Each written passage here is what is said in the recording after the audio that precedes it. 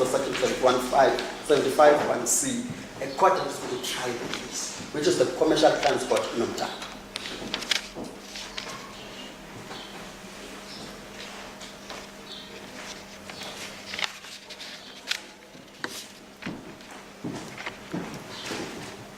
My submission then was even on the point of a title procedure, I am not convinced that there's an application that has been presented before the staff. Because a mere allegation that one does not have a title to prosecute without giving that person a chance to respond to that one is unfair. Had I been made aware, maybe a day or so, to say, we are challenging your title, I would have your challenge or title to prosecute, I could have got my identification to prosecute. That would have been easy.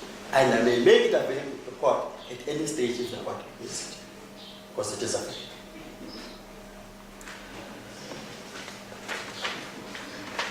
Just to check if I've covered.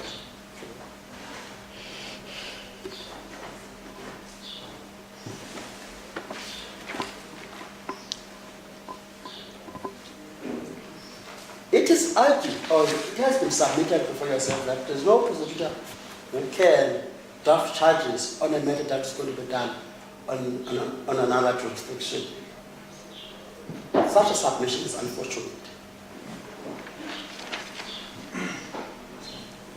I have been requested, not once, not twice, to draft charges on matters that falls outside the Eastern Cape.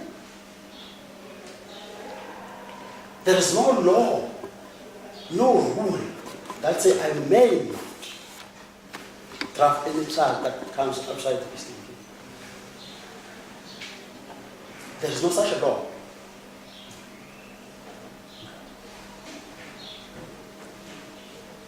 If DPP Northwest is having shortages, he needs some backup, they request anybody from any other group to say, what are somebody to do that?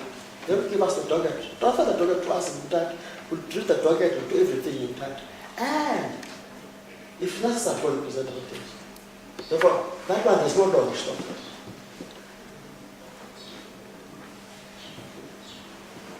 It has been argued that there is no director who exercise powers to prosecute on another division. I am submitting that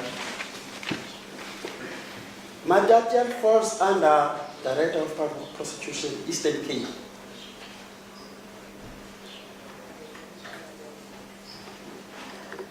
Therefore, the director who had authority over all prosecution in the Matatiele district is the Director of Prosecution, Eastern Cape, in this system of Umtata.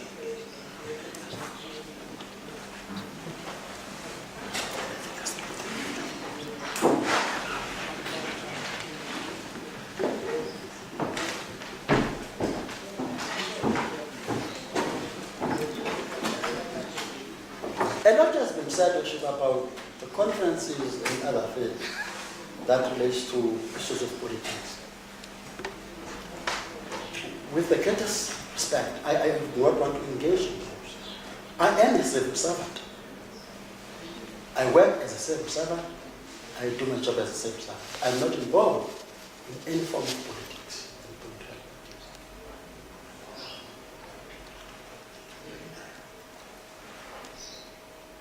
I do my job only as a member of the National Prosecuting Authority based on charge, commercial transport.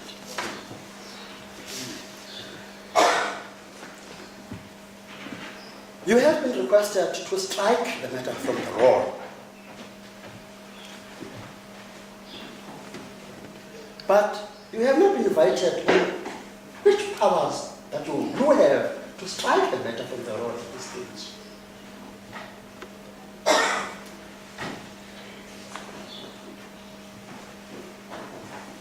Knowing that magistrate court is a creature of statute. All your powers are within the statute. Therefore, if there's to be any application for you to strike a matter from the law, that application must be based in our law. And my little knowledge is only powers where we can strike the matter from the law are based in section 342A. And no notification, no application has been done to invoke the provisions of section 342A. This court does not have inherent powers like the High Court. Only acts as per the statute.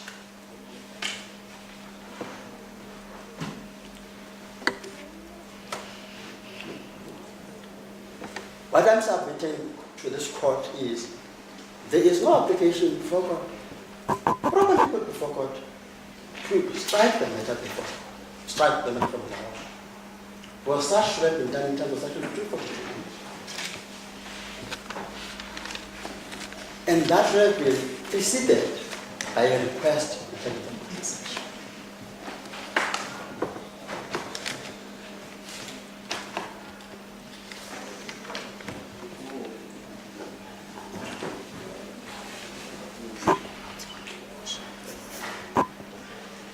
I think I've made my submission, unless there's something that court must be satisfied.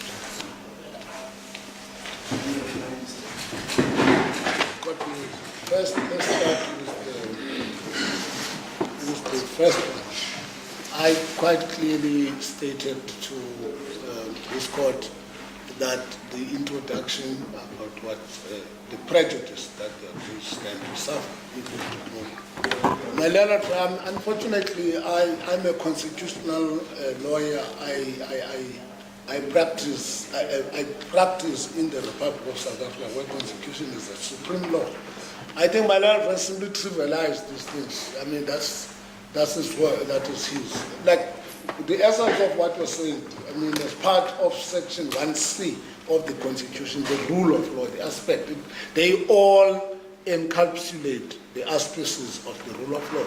When we say, if a person who, in law, by the way, is presumed innocent and is allowed by law to scrutinize charges, to question whatever charge, not only the evidence but the charges, that's what I'm referring to.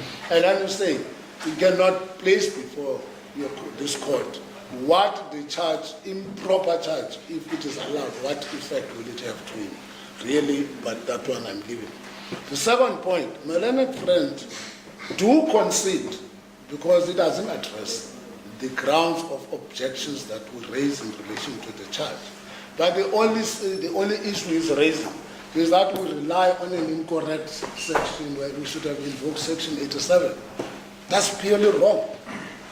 Completely wrong. You misunderstand our objection completely. Firstly, your worship will be drawn to the attention of the court, will be drawn to section 81. That is sort of, we start with 80, 84 and 85. But let's start at 80. What does it say? Section 8 is simply